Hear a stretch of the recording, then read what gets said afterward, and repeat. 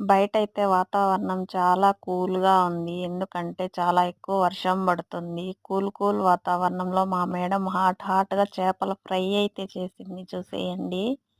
చేపల ఫ్రై అయితే చేసింది. చాలా బావుంది చేపల ఫ్రై. అలాగే అక్కడైతే ఫిలిపిన్ సిస్టర్ తింటూ మేడం పిలిస్తే లేసి వెళ్ళిపోయింది.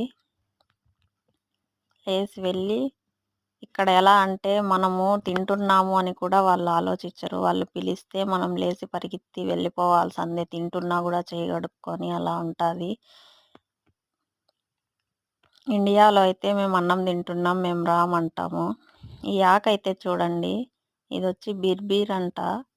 నేనైతే జిర్జీర్ ఆకుని చూశాను గానీ, ఇది ఫస్ట్ టైం చూశాను. తింటే ఎలా ఉందంటే పుల్లగా ఉంది. పుల్లగా ఉంది. ఓకే. చేపల ఫ్రై అయితే ఇలా చేసి